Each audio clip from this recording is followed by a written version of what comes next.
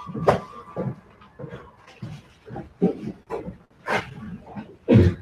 everyone, and welcome to the Octo finals of the World Championship 2017. In opening government, we have WUDC. Opening opposition, we have IIT Bombay A. In closing government, we have Cambridge A. And in closing opposition, we have Yale A. I'm Yair, I work here today. With me are Andre, Paul, Rebecca, and Mo. We hope it's going to be a great debate and are happy to call upon the Prime Minister.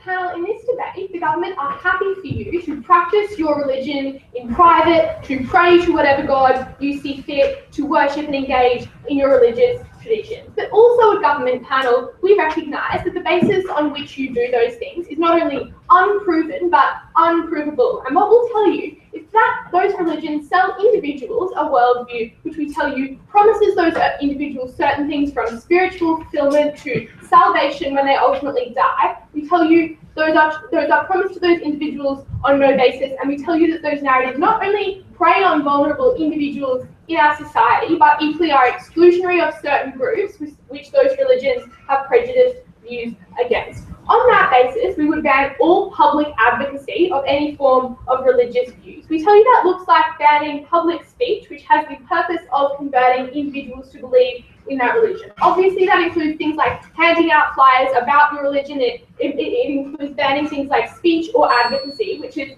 intended to convert individuals or change their minds such that they are more likely to subscribe to that religion or to have a more favourable view of that religion in the future. To be clear, we are still happy for individuals to practice their religions in the privacy of their own homes or in places of worship, or in fact, no thank you, if that includes some sorts of public behaviours such as wearing certain things in public, so wearing a hijab, we are happy for that to happen as well. We're also obviously happy for individuals to subscribe to or choose a religion, but we want that to be an organic process, untainted by advocacy on the part of individuals who already subscribe to that religion. Two questions in this speech. Firstly, why do you think this is an appropriate restriction on your freedom of speech? And secondly, why this is important for religious freedom? So firstly, let's talk about why this is an important restriction on freedom of speech. We tell you that freedom of religion means the freedom to practice your religion, to do things like worship and engage with your religious traditions. We tell you that's very important. But we tell you that religious freedom, no thank you, does not necessarily include your freedom to then attempt to convert other people to that religion. Even to the extent that you subscribe to a faith such as being of a Mormon religion, and that might form part of your religion. We tell you that that part, importantly, impinges on the right of other people, not to hear that speech, not to have to engage with that religion. For that reason, we tell you that your religious freedom ends at the point at which you have to attempt to change the behaviour of other people. We say that goes beyond the negative right that you should have not to have your religion interfered with. Why do we think that's an acceptable curtailment on your freedom to publicly speak about that religion? Firstly, because we tell you that the basis of the claims upon which religion is based, such as the existence of a God, the existence of heaven, the existence of hell, are not only unproven, but inherently unable to be proven. That means you're never able to accurately sell someone a worldview which you definitely know is correct, because you can't say with any authority that heaven or hell does exist. If only because so many different religions make so many different claims, we don't think that any one of them can be taken to be ultimately and objectively correct. We say that the claims on which you base your advocacy for that religion are inherently unproven. But equally, you are selling on that basis, on that unproven basis, people a worldview which asks them to engage in certain behaviours, to do things like give their time and give their money to that religious cause. We say that's the inherency of all religions, is that they ask something of their subscribers. We say that when you publicly advocate for that religion, you ask that time or that money or that behaviour of that person on a basis which is fraudulent or at least unable to be proven.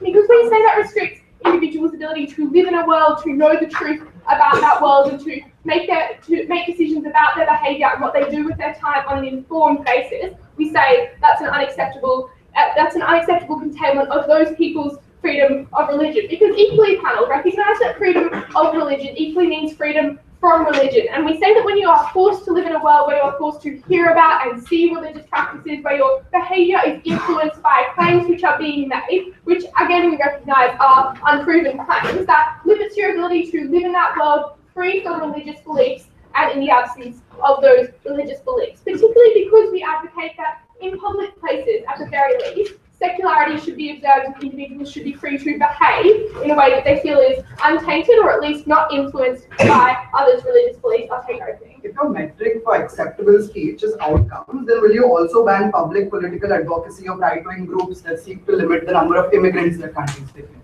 Well, the basis on which we want to limit this speech is that it is inherently unproven, and the claims which are made are unproven, and not only unproven, but unable to be proven, at least to the extent that different religions contradict each other and make claims about things which can never objectively be known to be true. That is not true of things like political speech. We tell you that's different. But why is this important for individuals' freedom? Firstly, we tell you that prima facie, a lot of this speech can be very confronting and very annoying to people that do not subscribe to that religion, and indeed do not subscribe to a religion at all. That looks like things like religious advocacy, which includes advocacy against abortion, which we tell you is often very graphic and very confronting speech. You as an individual should be able to live in a world without that when you do not subscribe to those beliefs. You should not have to see the public presence of those views. But even when those views are not extreme, it still forces you to think of religions which at times are extremely exclusionary to certain groups of people. You should not have to see the public presence of Christian religions if you are a person who is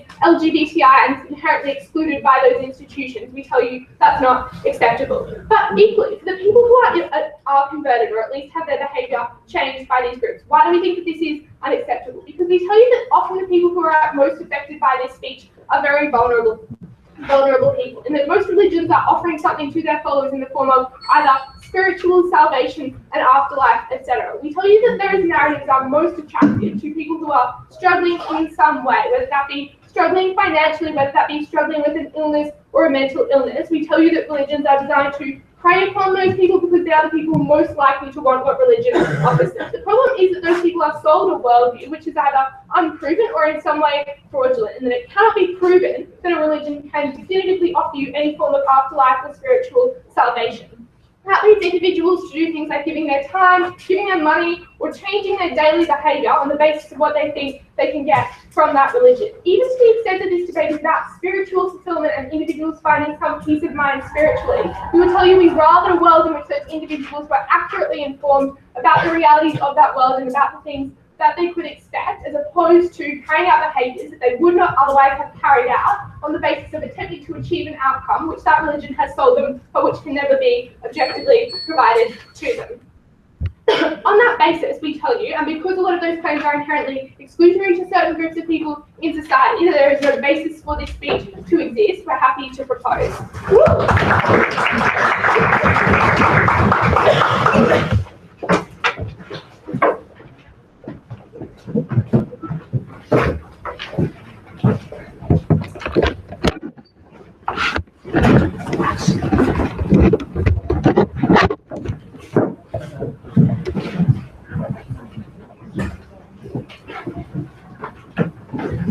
We thank the previous speaker very much and are happy to call upon the Leader of Opposition.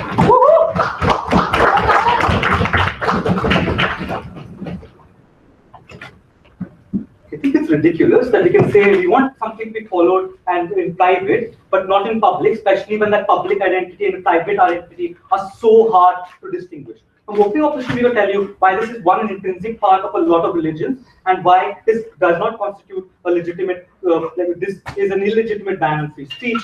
And then I'm going to talk to you about the benefits of allowing public advocacy. Right? Before that, let's be very clear on things you're willing to stand by in opening opposition. You're willing to stand by banning hate speech, which actively tells you to go kill or hurt other people. You're also willing to stand by banning like Ponzi donations for religion, saying that, oh, if you get this much, if you give us this much money, you will get grace of God. You're okay with having those kinds of Ponzi schemes banned, right? Before I move on to my substantive, let's get opening government out of the way. The standard they had for speech and banning speech is that it is untrue. So what? Like, I think most of the American presidential campaign was based on lies in the first place, right? We don't think that's a standard by which you can ban public speech.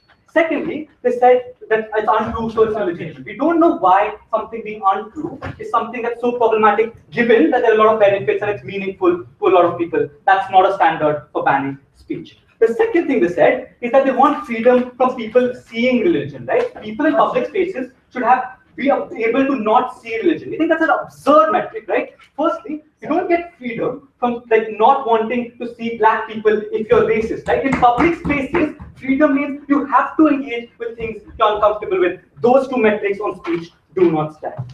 What are the metrics for banning free speech and why does this not fall under? To prove that I shouldn't be allowed to say something, which is very dear to me, you have to show first direct harm to individuals as a matter of me saying that thing, and secondly, you have to show that there's a power imbalance in speech, both of which we don't think exist. Firstly, a large part of individual identity and specifically religious identity means supporting my individual identity in public, right? So, for example, for like Islamic religion, having the namaz in public is a very strong part of the religious identity, something they ban on their side. So they can't have loudspeakers in mosques on their side, although explicitly in the Quran it said that mosques should preach their religion through loudspeakers, like to as many people as they can, right? Moreover, we think advocates and believers of religion very sincerely believe in like spreading the word of God, which means that they very strongly believe the word of God actually benefits a lot of people's lives, which means they actually want people to go and say that, see, like God can do great things for you, which means it's a very large part of their individual beliefs to actually believe and spread the word of God, which means like it's important to them to spread it in public. Secondly, on harm, the reason this doesn't cause any harm is because allowing other people to advocate for their religion doesn't like cause any harm to me listening to it. Sure, it could make me a bit uncomfortable to listen to other people advocate for their religion in public, but I'm unlikely to understand why that's a harm, given that either A, I start believing in that religion, which might, as I'll argue, be a good thing. But secondly, if I don't start believing in that religion, I don't know what the harm that these people are willing to stand behind is, right? I think at the point at which the advocacy we're talking about is, for example, like TV shows, which, like, for example, TV shows which portray a religion, for example, having namaz in public, we're not sure what the harm of hearing a loudspeaker saying that Allah is great really is. Thirdly, on power imbalance, right? If power imbalance indeed exists, we think it's much more pernicious when it exists without free speech. So if there is a conservative society which has like religious beliefs indoctrinated either into like the state policies or in the fact that the mosque or the church is very, very powerful in those societies, most people are pushed towards religion either through their family or through their local churches or mosques, right? We don't think that we think what we do is correct the power imbalance in these kinds of societies and allow other religions to put forward their beliefs and say, okay, this is the other alternative word of God and the other way you can get salvation. But more importantly, not only other religions, right? I think modern versions of that religion itself can also push for their version of that religion, while what they do is trap people who are like the most vulnerable on their side of the house, people who believe in conservative views, to those conservative views by not allowing political advocacy by moderate religious groups on their side of the house. Before I talk to you about what the benefits of this and why you need more questioning of religion in public forum, I'll take those in. So just to clarify, are you happy to allow religious advocacy, which either tells people that because of something they do they are going to hell, or that says that venerated figures were frauds, adulterers, liars, etc.? Okay, so if you're going to argue against heaven and hell, you're arguing against religion itself. So we think that firstly, like if you say that the problem with religion is it tells people to go to hell, that's an argument against any religion, and you probably want to ban religion as a whole. We think this debate is about speech and whether it's legitimate to have that kind of speech in public. Okay, why does more questioning in public forums happen? Why that's a good thing? Pointed out, often there's intrinsic support for majority religion. For example, Zakir Naik was recently a huge issue that happened because he had political religious advocacy through a TV channel, and some terrorists said, and that's the best case scenario on ground, right? Some terrorists said that they were influenced by Zakir Naik, who was a religious advocate on TV. We think on the comparative, even in that best case for them, the reason we are better is that hundreds of Zakir Nayaks exist inside mosques, hundreds of really conservative religious leaders exist inside churches who tell a lot of things like abortion is sin. What having Zakir Naik in public saying those things mean is that you know exactly what these people are saying. You don't know what's happening inside a mosque or a church, but you do know when Zakir Naik says the same thing in public on TV. Which means, one, moderate Muslims know exactly what to respond to and exactly what is influencing people in a negative way. Secondly, atheists and other religious group members also know what to respond to and how to convince people to not get extrematized on their side of the house. Which means, on the comparative, you have more moderation of religion on our side when you can have public advocacy for them. Thirdly, right, we think religion is very good for people, and their argument is basically anti-religion. Given they concede that it's most attractive to people struggling in some form of way, we think that's an extremely good thing to allow those people some salvation, even if it's through a lie or through the word of God. Given that the hijab is extremely empowering to women who wear them, we think often public expression of your religion is great for people who are, as they concede, struggling in some form of way to get salvation, right? And fourthly, and my DLO will expand on this, we think provision of essential services that religions do give is often linked to advocacy. This means that you tell people that join a religion because these are the nice things we do. We make schools, we give hospitals, we give healthcare. These are the multiple reasons why you should join a religion. For you to be able to do that, you have to actually give schools and give healthcare. Which means, for example, when the church goes into Africa where there's no state and gives just public advocacy, they also give services like healthcare and food when none other alternatives exist. Because this is an unconstitutional ban of free speech, because religion is important and advocacy of that religion is important, we're very proud.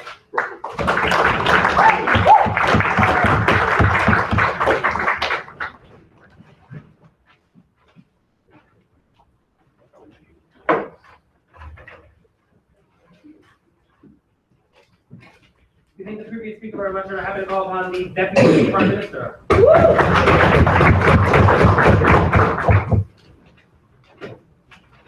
Speaker, to be clear, when a group of people from religion positions themselves outside an abortion clinic or a gay nightclub or even just a sex store and yells at nearby passers-by who walk into that store or interact with that place that they are going to hell because of it, they're probably not breaking hate speech laws because they're merely talking about their own religion and talking about hell.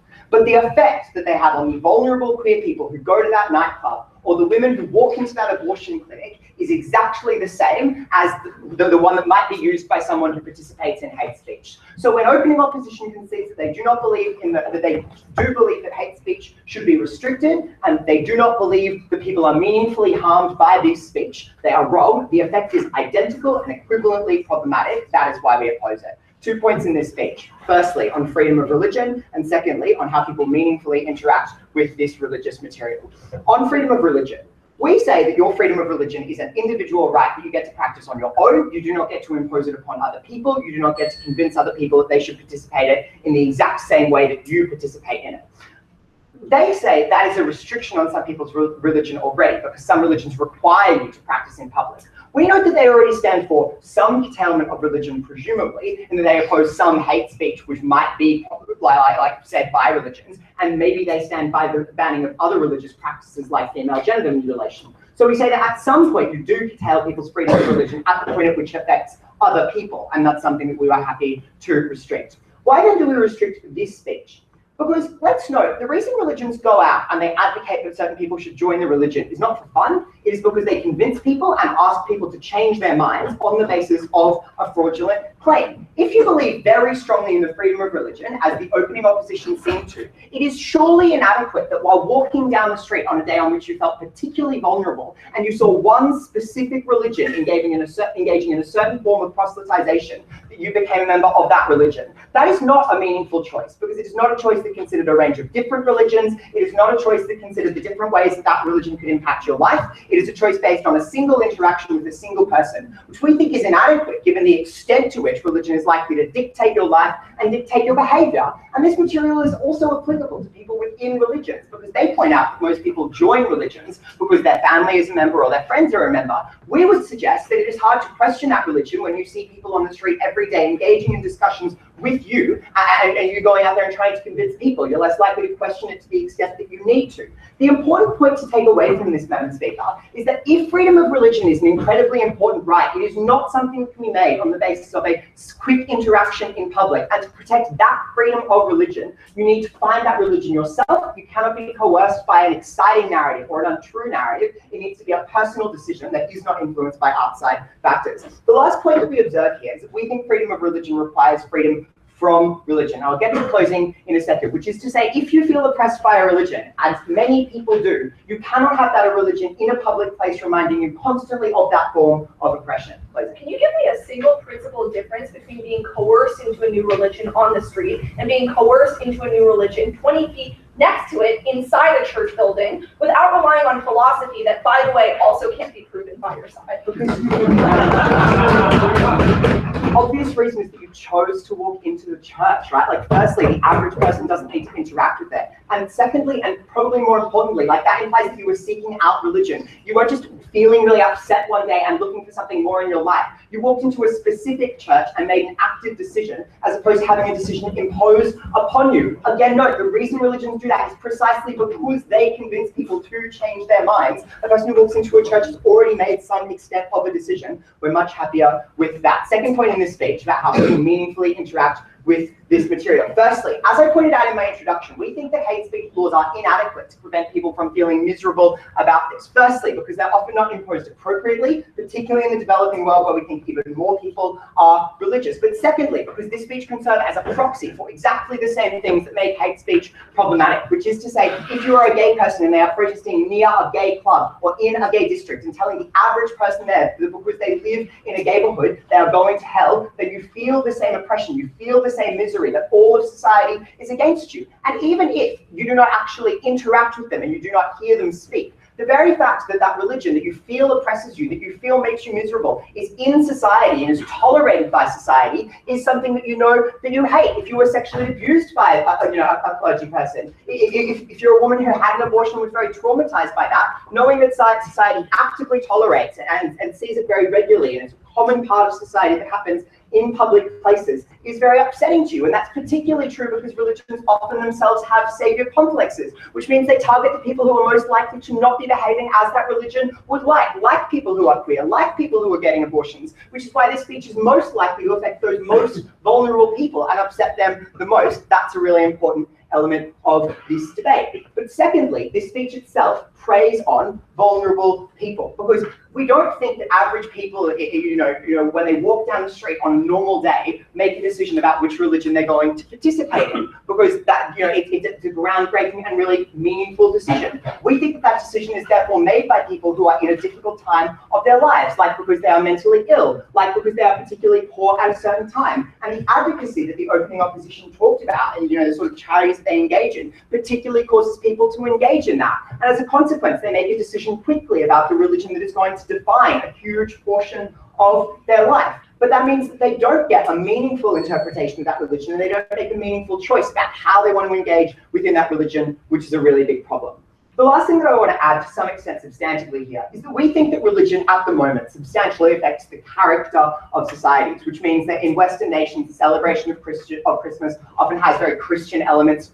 Similar things are true in Islamic societies. We think that the presence of non-secular groups in public spaces makes individuals feel like that society is a strongly religious one, and it makes that society have a religious character. We think that makes it harder for people to opt out of religion without feeling like they're not only opting out of that religion, but they're also opting out of the character of their society and the average way that people believe in that society. And that's why it's important that public spaces have a secular element so that people can make their own choices and their own decisions. Madam Speaker, if we were happy to ban hate speech in this debate, as the opening opposition was happy to, you had to recognise that religious speech often upset people in precisely the same ways. That's why people had to be able to opt out of it. More than proud to do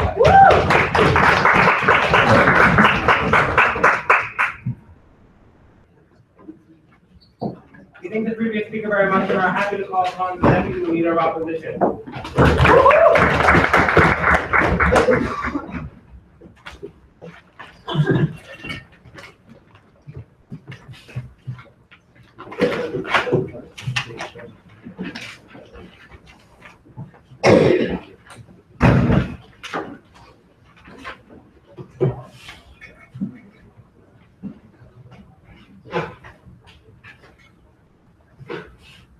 The reason opening government falls out of this debate is because the burden on that side of the house was to prove that they want to ban public forms of religious speech in all the forms that it exists, right? Not certain specific instances that they have a problem with, but we'll respond to those in my speech, right? So two questions. Firstly, is there a standard for banning religious speech and does government bench meet it? And secondly, are there specific benefits of public political advocacy? But before that, note that in order to win this debate from opening opposition, we merely need to prove that there isn't a reasonable standard in order to ban this speech, right? We don't have the burden to prove that this speech is useful in the first place because we don't think that like the reason you not ban speech is because it is useful, right? Because by that metric, a lot of the speeches in this room and perhaps in this tournament would be banned because at different instances of time, right? So that is not the way in which you view speech debate, right? So firstly, let's look at the standard for banning, right?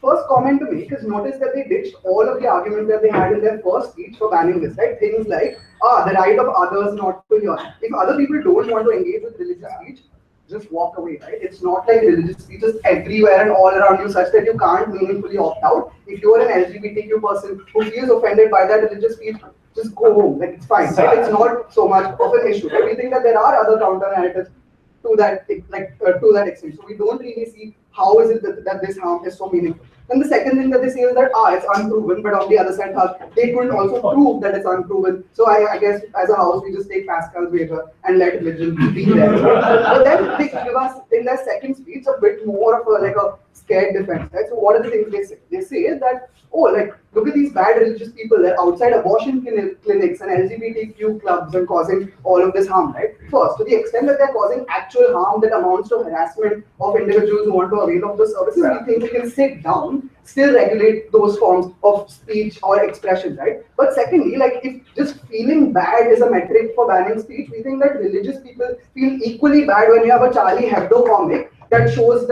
cartoons of Muhammad kissing Jesus, right? So we think in those instances, this very team would perhaps be willing to have an impassioned defense of free speech, and we're unsure why that doesn't work both ways. So merely feeling bad isn't enough of a reason to ban speech, right? But then secondly, they say that it's very, very coercive, and their analysis to this extent is some random really sad person walking on the street and a religious person comes up to him and say, hey, join my club, and your life is going to be great again, sit down, and then he gets pulled into it and goes down a pit of hell and exclusion, right? Look, this debate is about adults who can reasonably choose between different alternatives that they're offered at different points of time, right? So we're unsure, even if this really, really sad person is faced with this amazing advertisement for religion in public, why they're just going to jump into it and be trapped into it forever, right? So to the extent that they go to church 3, 4, 5 times and realize that it isn't quite panning out as was promised, they can reasonably opt out, right? There's no one who's holding a gunpoint to their head and saying that you have to be in this religion forever. So rubbish, right? It's not coercive to the extent that they would have you believe, right? And then finally they say,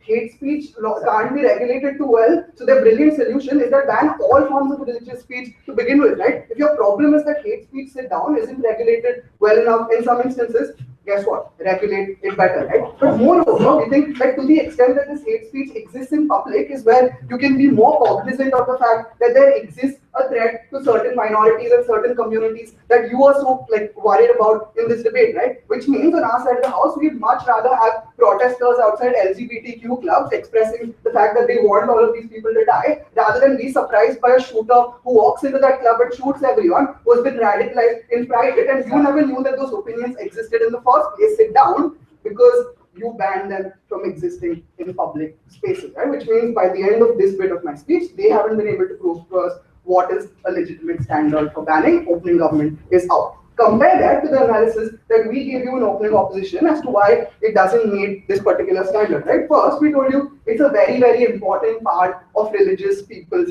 lives, right? And they say in their first speech that they're going to ban the burqa and the hijab. Let's not let them get away with that, right? A ban on the burqa and other similar forms of public expression effectively means that you're taking away the freedom of movement of a lot of individuals who live in these communities, right? Because the most conservative of women in, let's say, Muslim communities, for whom you now ban the option of wearing the burqa, can't reasonably move around and go out in the same way in which they would be when they were allowed to follow their religion to its best possible way, right? But secondly, given that these people have been living their life in this way forever, we're unsure how they would be able to react to this change, given that they feel exposed and ultimately just something that they're not comfortable comfortable with in the absence of a burqa, right? No. Right? So what do we prove to you by this, right? And let's also deal with CG's POI on this idea of like, oh, religion tells people that hell exists. Look, that is a problem with religion in general. I mean, ultimately people aren't so naive to just believe that hell exists and my life is really bad. We think people can choose, people are adults, people are all right. So before I move on to what are the specific benefits of allowing this speech to exist, I'll take close.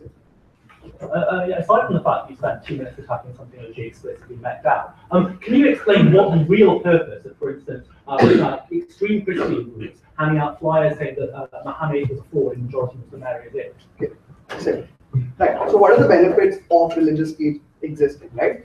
First, we tell you that it is an intrinsic part of religion to the extent that making religious speech available through TV, through sermons, through loudspeakers increases access to that religion, like, and the people of those religions itself, right? Which means that when you are like in an area surrounding a mosque, the purpose that you like broadcast that speech is so that people all around that area will have more access to that form of speech, right? But secondly, on moderating extremism, right? Look, here's the thing.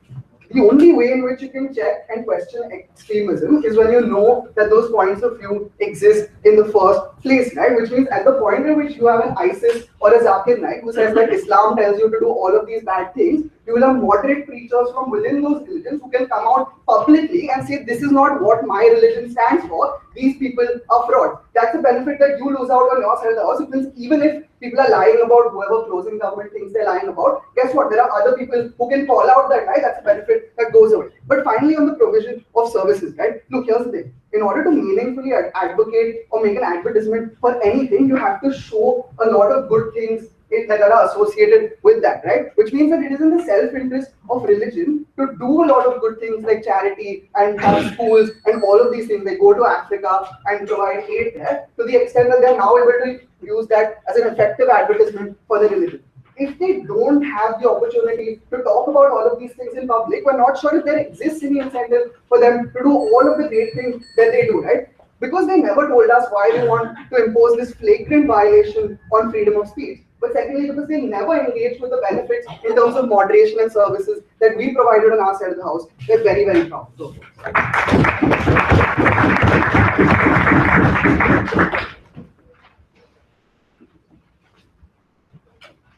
We thank the previous speaker very much and are happy to call upon the member of government.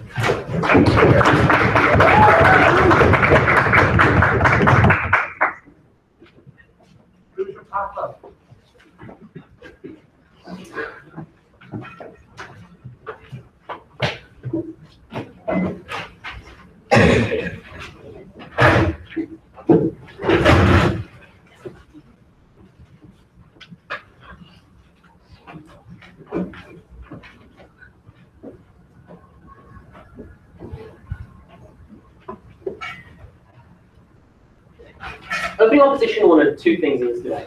First, they wanted people to be able to access religion to the best of their abilities and get as much out of that as possible. And second, they wanted a specific reason why public advocacy caused harm beyond simply ones who might try to selectively feed out. Those are the 2 points we're going to give you then specifically from closing government in extension. Before that, 2 pieces of rebuttal. The first thing one thing that opening opposition is quite concerned about is the idea of charity, right? That religious organizations do a lot of public outwork and good work simply for the fact that this is a form of public outreach to get more awareness. First of all, I would point out this is often incredibly coercive to lots of people, right? It explicitly forces people to buy in certain religious structures specifically to get money or like, or basic quality of life. You don't think it's this like morally obvious. But second of all, I think it actually works the other way, right? Currently, religious organizations can say, instead of doing good work and trying to convince people of the correctness of our religion by seeming like good moral actors, we can simply publicly advocate or buy media space or do things like that, right? I think in a world in which that is not an option available, it is far more likely to do a lot of this outreach stuff more substantially because of the specific fact that now the only way they can speak to people about moral truth is by doing those good things as well. Like, given they point out this is literally billions of dollars worth of good world, it's probably quite important for us.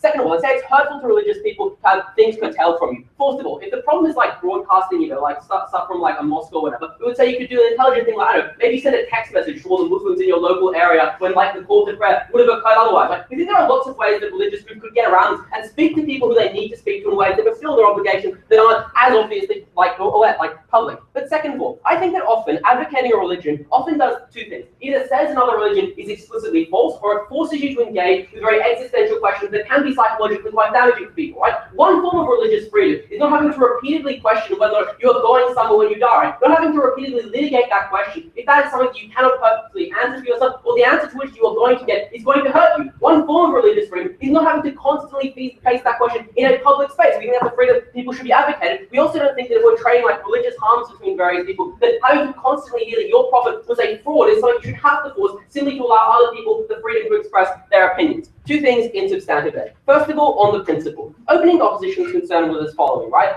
One of the standards that suggests we need to prove exists is that there's a power of balancing. I think, first of all, there is a very clear power of balance, right? In lots of societies, it is far easier to publicly advocate for one form of religious belief than it is to advocate for another, right? If you want an example of this, try advocating Islam in a Western country where people will harass you in public if you try and do this. People will often call you like, that your religion is wrong. They'll publicly attack you. In lots of countries that are religiously armed, you will physically be assaulted in the street if you try and advocate for religion. What that means is that by publicly allowing religious expression as a whole, what we do is actually very specific. It privileges religious forms of expression that happen to be in a position currently to be publicly advocatable in public space. That, if the standard of this debate is allowing people to choose the religion that best suits them, specifically hurts people who might want to be a Muslim rather than a Christian, right, in a country in the West. It hurts people who might want a specific form of religious belief that is nonetheless not accessible to them, precisely because public advocacy creates that power imbalance for people. Second of all, on the nature of the fact that certain forms of religious belief are often easier to advocate, right? For instance, I think if your religious belief tell you to publicly proselytize aggressively or tell you to like,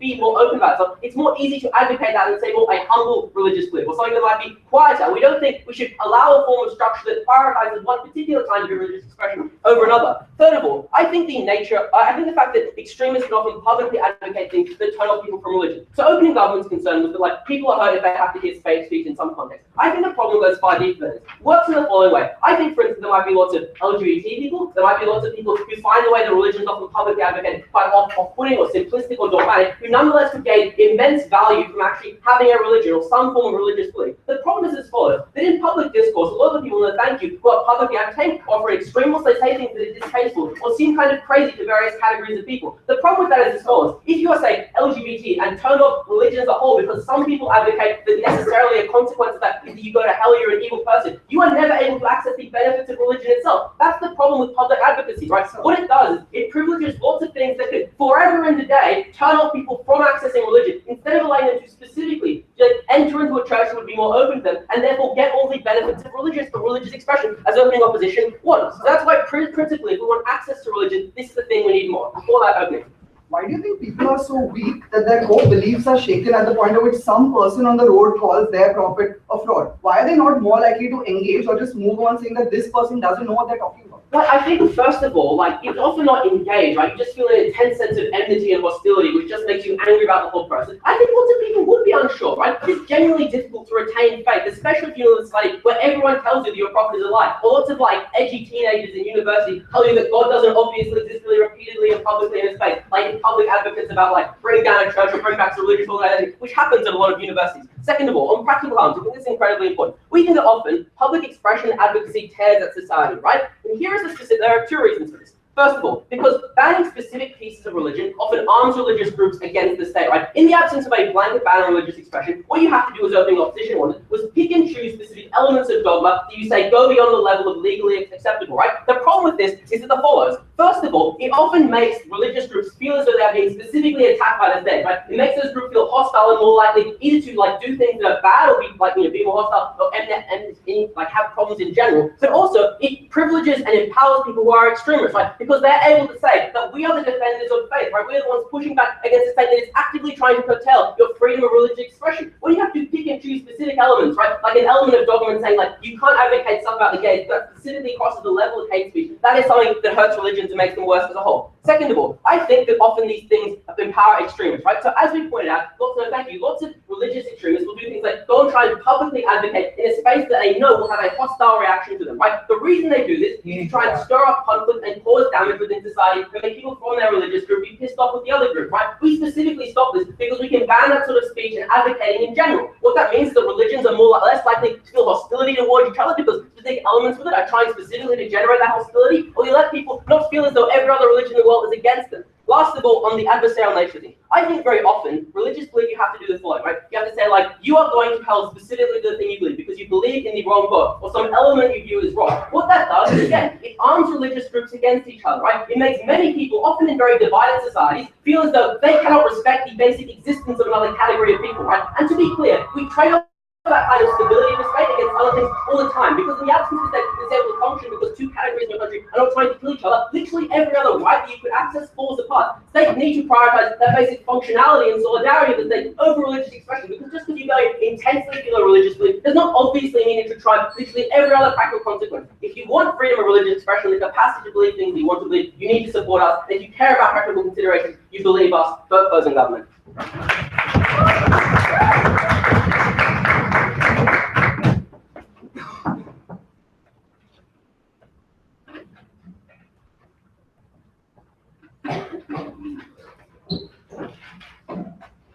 We thank the previous speaker very much and are happy to call upon the member of opposition.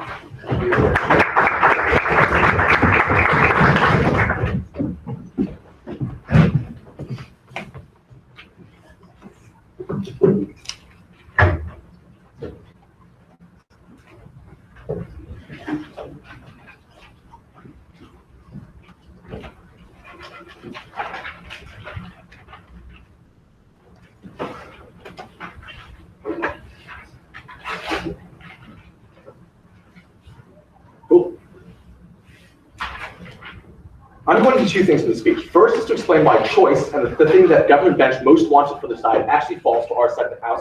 Second of all, I'm going to analyze religious communities and their politics to explain why, pragmatically, their side of the house gets much worse for the worst forms of religion that both teams on that bench target. First, though, to clear up this right to religion thing. So, first of all, we think that there is generally a right to religion that is incredibly important. Unlike OO, we'll actually explain why that is. We think it's incredibly important to those individuals because that religion to that person is their constitutive attachment that tells them what the good life is for them. That's to say, their view of how it is that they exist in the world is governed by that religion, and as such is incredibly damaging to that person to say that simply doesn't matter. The important thing that OO also missed here is to say that in order for you to get access to that worldview, it is the case that in many religions, proselytizing is important. That is to say, it is not the end goal of proselytizing that more people get into your religion that is valuable, but that is the act of you participating in that itself. And as such, we think that when we point to, for example, certain sects of Christianity, when we point to Jehovah's Witnesses, you fundamentally deny them the importance of religion as a constitutive attachment if you deny them this. That is the particular thing that's bad about government's policy.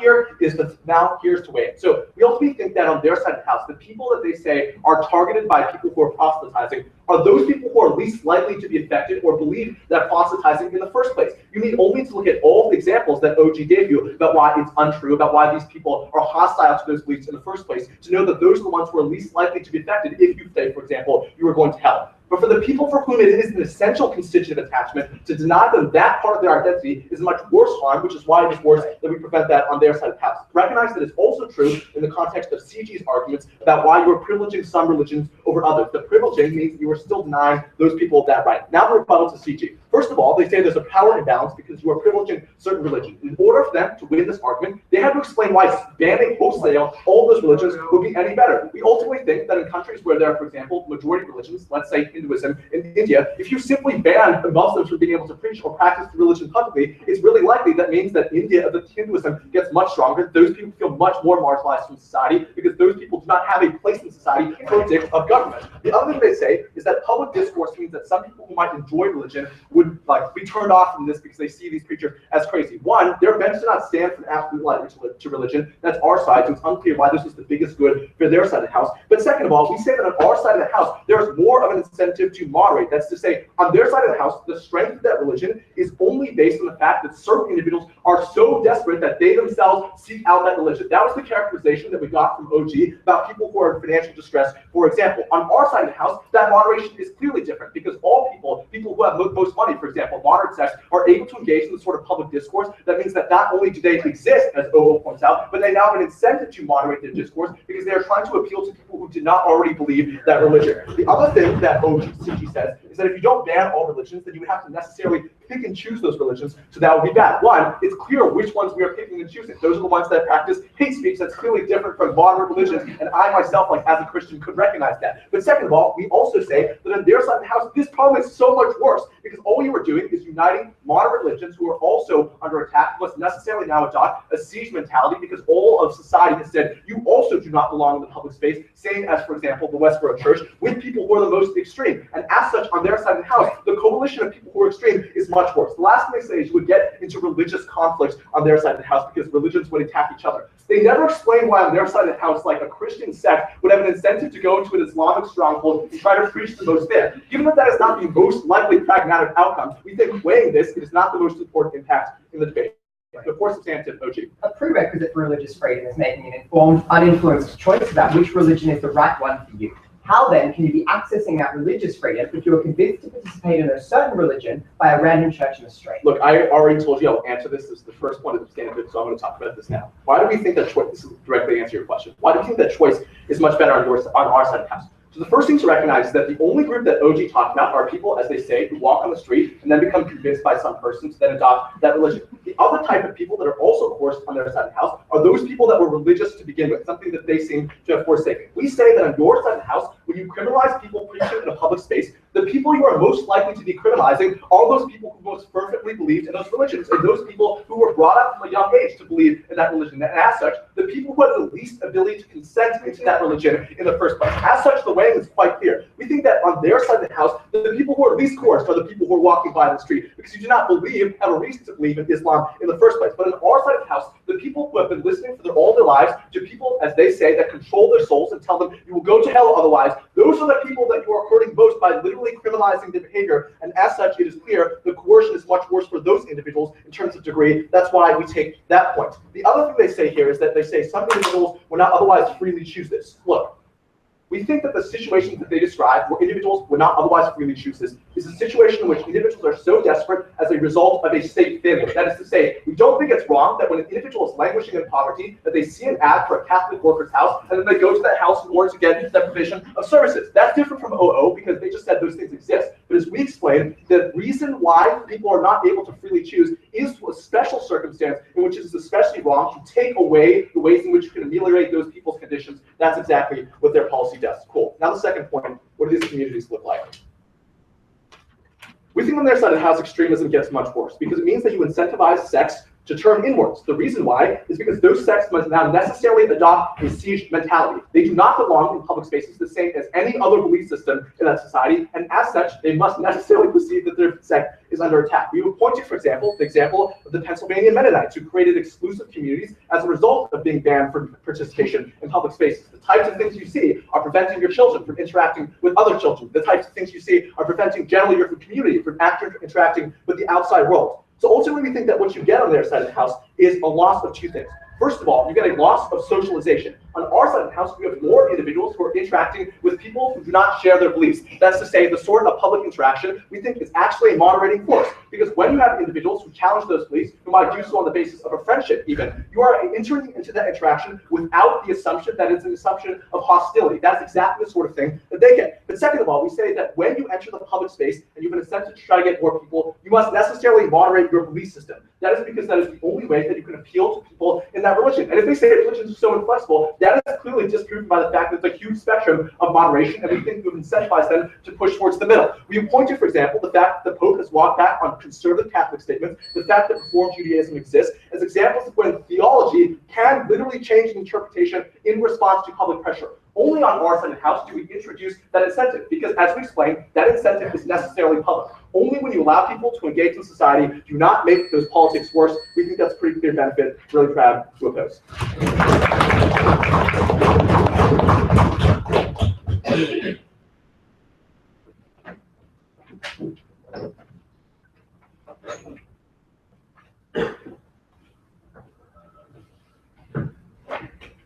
We thank the previous speaker very much, and I'm happy to call upon the government whip.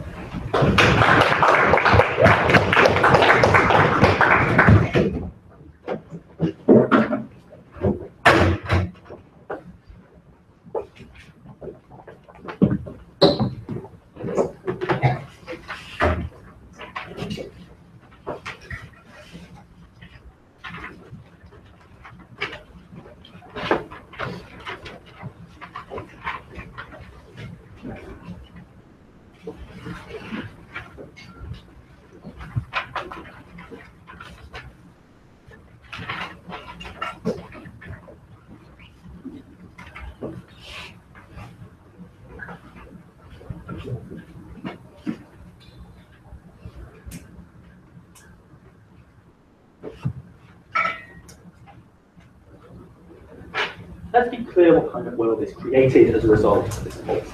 It is not a world where religion is shut out and destroyed from being a force in society. Rather, as John told you, it is a world where two things occur.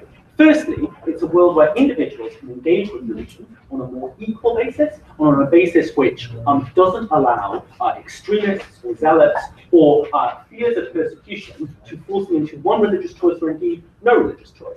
And secondly, it's a world which best preserves social stability, which is an important thing the government has to consider when making decisions about religious freedom. Because recognise, while it might not be the case that 100% of groups which engage in religious advocacy are extremists who do so less to win comfort and more to damage society, we think it's a huge harm within the debate. John gave you structural reasons about why extremists tend to be the most prominent.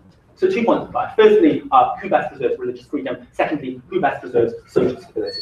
Before I do that, 4 points of rebuttal to what we just heard from the extension. Firstly, we hear that this policy is going to hurt individuals who have lived in very closed religious communities because they now don't get a challenge. Look, I would love it if the people who live in closed religious communities see someone handing out a flyer for a different religion and immediately change their mind. I don't think that's particularly plausible. Why? Because I think that those people have likely been brought up in a world where they are indoctrinated to reject any challenge to their religious belief, and so will probably ignore the people who are engaged in preaching. Or worst case scenario is the scenario John talked about, where you've been brought up in a closed religious community, you see someone saying the Prophet Muhammad is a fraud, and you react with utter fury. Next, we hear, there is a danger that as a result of this, various religious sects are going to gain a siege mentality. They're going to shut themselves off from the outside world because they feel it's hostile to religion. We don't think they will necessarily view the outside world as hostile to religion, and we think actually comparatively closed sects are going to be more closed on their side of the house, right? Why? Because if I genuinely have raised my children in a reasonably closed religious sect, I don't want them going out into the public sphere where they may have their religious beliefs challenged, right? Because that risks them suffering. Or I may simply not want them to go out into the religious sphere where they see offensive religious material. Next, Henry says, well, in response to the need to proselytize, religions will moderate. He cites the Catholic example. The Catholic Church is a good example anyway. I think that argument is uncomparative. The real reason that religious groups modernize and moderate is mainly to retain the existing followers they have rather than to necessarily expand their beliefs. But secondly, a desire to win followers still can have that change in religious practice, right? I can still be aware of doctrinal changes within the Catholic Church, even if the Catholic Church is prohibited from handing out flyers about its policy. Finally, two last things. One, he says that like picking and choosing what's the difference between acceptable religious advocacy and unacceptable religious advocacy is easy. I think he gives no response other than a sort of blind faith in the power and impartiality of officers of the state. We don't think that's going to be the case. He says next, this policy is going to unite religious extremists with moderates. Like now, the Westboro Baptist Church is going to form an alliance with the Episcopalians in the States. I think that's unlikely, but in terms of why, right, we think that all religions are likely to recognise that this is not an attack on religion specifically, but is more a measure designed to encourage social stability. Religious groups have a history, like particularly in the Netherlands, of agreeing to curtail religious expression for the purposes of social stability. We think often the problem with the status quo is that without the state enforcing that ban, there's always the incentive to get around that, and there's always the ability for the most extreme part of religion to engage in religious advocacy for the purpose of undermining the status quo. Let's get into talking about religious freedom. One, I think it's important to recognise we've got very little challenge on the fact that it is legitimate for the state to curtail people's rights for the point of basic social stability. Because if there are religious rights, if the state descends, if the state cannot function, ultimately all other rights fail. Moreover, though, John gives you a number of reasons about why we uniquely protect religious freedom on our side of the house.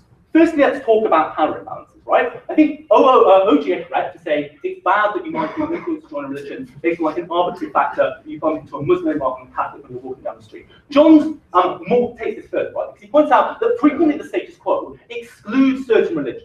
Right? And this happens in a wide variety of countries. It happens with the Copts in Egypt, it happens with various religious minorities in Pakistan, it happens if you're a Muslim in many Western countries. that these groups simply don't have the ability to proselytize to the same extent. So what's the consequence of this? No fact. The consequence of this is that we are allowing a status quo in which individuals can't engage with certain religion, with certain religious beliefs because they don't see them. What's the comparative on our side of the house? The comparative is very clear. That individuals, when they want to, will choose to explore religion. Right? So they can go into things of their own accord, they can make their own decisions. Before I do, open. Your extension said that regulating the problematic parts of religion is seen as hostile. Compare that to banning all forms of public religious speech. For God's sake, be comparative.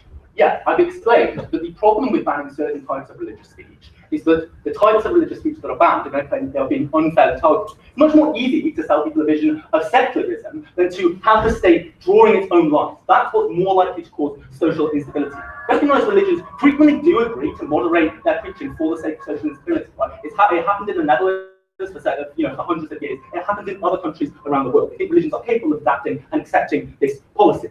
Additionally, John points out, no, one, that we shouldn't prioritize religions which proselytize over religions which don't in terms of allowing people to choose. And finally, we say that individuals have a right to not have to constantly question whether their religious beliefs are true, and therefore we protect that. And finally, that the status quo means that, for instance, an LGBT person who might benefit from being Christian doesn't engage with that religion because they feel put off as a result of preaching.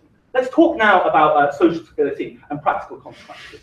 What I want to note is that for many individuals, very provocative religious preaching has a purpose, and the purpose is to specifically incite hatred and violence. Right? So to specifically preach in such a provocative way that you will come under attack, that you will make, that you will get the Christian patrols in large parts of the West come under attack when you put them in majority Muslim areas, or that you will create an image of what a Christian means for those communities. Let's be clear about precisely how damaging that is. That can often be the thing which causes riots, right? Because people think, look at what this Christian is doing. It is so horrifically offensive. What do we do on our side of the house? We say that no form of religious expression is allowed in a public space. We still allow people to preach in private. We still allow people to inform others about their religion if they choose to come in to that religious institution. But we hinder the most extreme, the worst forces in society who want to tear it apart and divide it. It's for that reason, and the reason that we best protect religious freedom on our side of the house, that we are so proud to propose.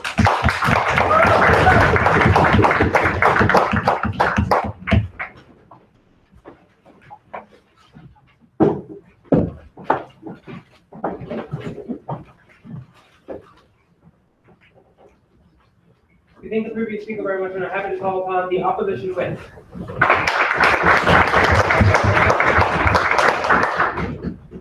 I think it's amazing that on one government bench, we start with a line that religions are always wrong and irrational, and end with a facilitated right for government providing equal access to all religions. Like, guys, please reconcile yourselves. Two areas of debate. First, I'm going to talk about rights, specifically the right of people who believe in religion, because that will always outweigh people who don't even believe in the stuff that's being proselytized. And second of all, I'm going to talk about actual pragmatic outcomes, something that I think uniquely from closing opposition we talk about and wait for you. First area of the debate. So opening opposition tells you that there are some public displays of religion. They use examples like, the burqa or the call to prayer as examples of this that need to be maintained. But they get, unfortunately, a very strong challenge, which is just, the motion is only proselytization. So clearly that is not an example of what we're discussing in this round. So what does Henry do for you uniquely in this? He links to you not just demonstrations of faith like praying in public, but the actual proselytization, the saving of other people's souls as something that is integral to your faith and to an expression of faith.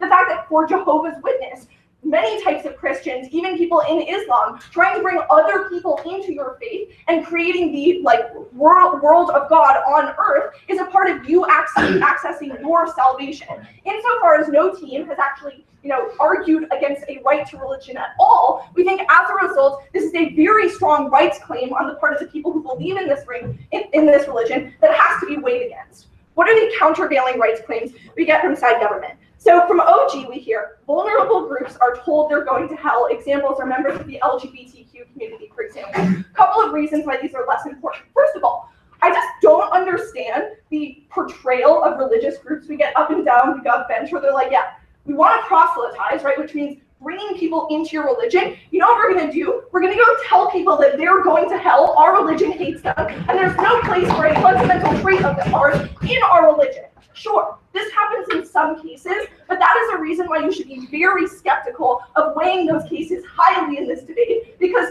these religious groups have little to no incentive to ever do this in the first place. Second reason, because the people that they are saying this to don't actually believe that that's linked to their metaphysical outcomes, and OG even tells you religion is unconvincing unless you already believe in it, then it doesn't impact them, right? It's equivalent to walking up to a gay person and saying, you're ugly. Like, yes, that sucks, but unless you believe that that's linked to your metaphysical outcome, it's not as significant as preventing somebody from doing something that they actually believe is integral for them going to heaven or hell. Two weighing arguments that I think solidly beat OG.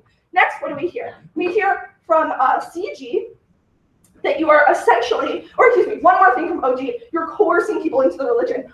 What is an example of the coercion, right? Like, you walk up to somebody proselytizing and they're like, we're gonna punch you in the face unless you sign this document that says you're a Christian. Like, I don't understand how this is actually coercive. But finally, Henry turns this argument, right? If somebody is so destitute because their basic rights aren't being provided to by the government, right, which is the actor instituting this policy, it is even less legitimate for this to be instituted if it actually offers them benefits, whether they be spiritual or material, also not actually responded to by opposing government. That is a principled reason why you cannot enact this policy. Finally, what do we hear from CG? We hear, you get religious riots, guys. Like, we finally get a warrant in the whip speech, which is just, you want to make yourself look like a victim, so you incite as much violence as possible. Like, again, unclear to me why this is the strategy of religions. Like, you're trying to get followers, so you go into a community that definitely you won't convert in order to get a bunch of your people killed in the hopes that eventually troops will come in, and somehow that gives you a savior narrative. Like, in the weighing calculus, this is such a small example of cases that it just doesn't matter, right? What is far more important is that when you never get people socialized to other religions on their side of the house through having to confront them in public spaces, public squares, it is far more likely that you get the divisive, identity-based politics that actually leads to conflict and actually leads to violence opening. Don't you think it's actually highly likely that religions will tell queer people and women who are getting abortions that they will go to hell? Because that is precisely how they try and convert them. No, I don't think so. It's unclear to me why a core identity of yourself being said that's linked to you going to hell is a convincing reason for you to join the religion. Maybe you advocate for policies against abortion, but that's not your tactic for proselytization. No. Great. So next, what CG tells us is that there's a power imbalance in religions, so you're artificially elevating some. So first of all, the only reason this matters is if they think you don't just have a right to practice religion, but you have a right to have a market of religions provided to you by the government on an equal basis, which is something they never substantiated. But even if you don't buy that, I think another response is the fact, think of the type of religions we're talking about. If you have a majority religion that's really powerful, it has political connections, it has money. Those are not necessarily the things that disproportionately empower it in the public square, right? We think this is a unique comparative advantage for small minority religions to choose niche communities where not everybody believes in the majority and actually get some socialization, some people to access that religion. It's the only opportunity that they have. They never explain how they would actually be shut out in this way.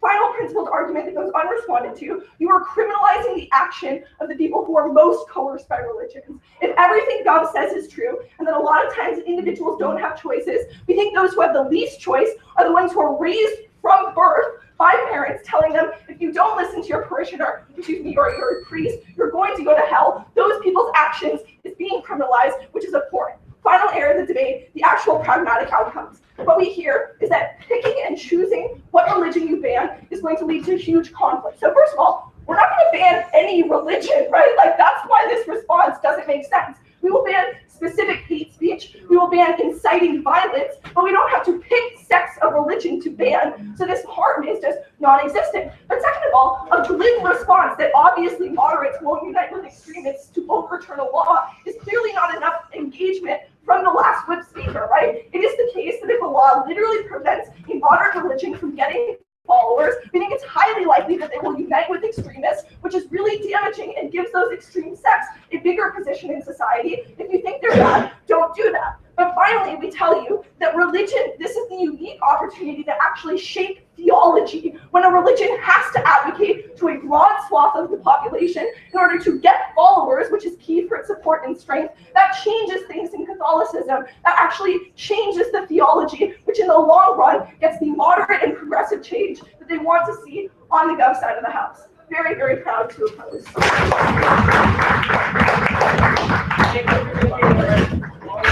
Thank you very much.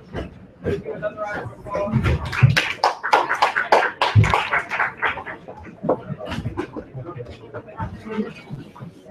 applause.